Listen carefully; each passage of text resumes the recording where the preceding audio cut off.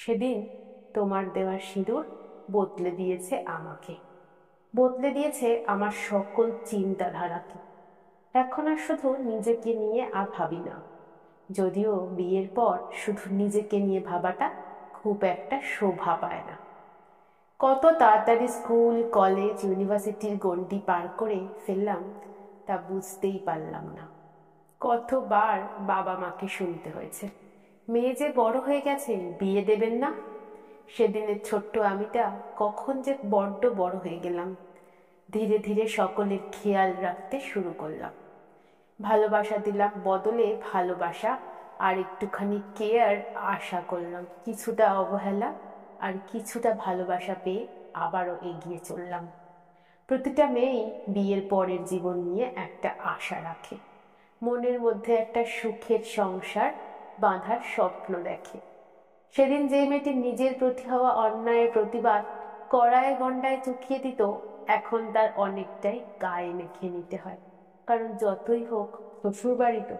সেদিন যে মেয়েটি নিজের পছন্দের খাবার রান্না না হলে মায়ের প্রতি বিরক্ত হতো, আজ তাকেই সেসব খাবার রান্না করতে হয়। কারণ নিজের জন্য কে আর ভালোভাবে বলুন তো। সেদিন যে মেয়েটির রাগ করলে বাড়ি শুদ্ধ লোক রাগ ভাঙাতো, এখন তার নিজের রাগ করা তো আর সাজে না। অন্যের রাগ ভাঙাতে সে এখন ব্যস্ত। একটু আঘাত পেলে চোখের জল আসতো, এখন তার অনেকটাই গা সওয়া হয়ে গেছে। কারণ সময় বদলেছে যে। অভিমানের পাহাড় মনের মধ্যে জমে থাকে, জানি সেসব কেউ বুঝবে না, তাই মনেই তো জমে থাকে। তুমি যত ভালো হও কিংবা ভালো হওয়ার চেষ্টা করো না কেন, সকলের মন রাখার চেষ্টা করো। তোমার একটা ভুল তোমার সব ভালো গুণগুলোকে নিমেষেই মুছে দেবে, সেটা মনে রাখতে হয়।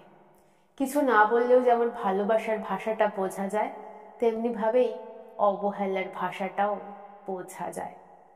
ভালোবাসা দিলে তবেই তো ভালোবাসা পাওয়া যায়, সম্মান দিলে তবেই তো সম্মান পাওয়া যায়, তাই না?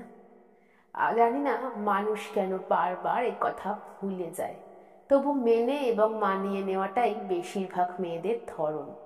আসলে পরিবর্তনশীলতার মধ্যেই রয়েছে মেয়েদের জীবন।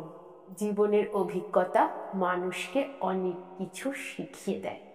তাই পরিবর্তন কিংবা বদল মানুষের জীবনে প্রয়োজন আছে বলেই মনে হয়, তাই না?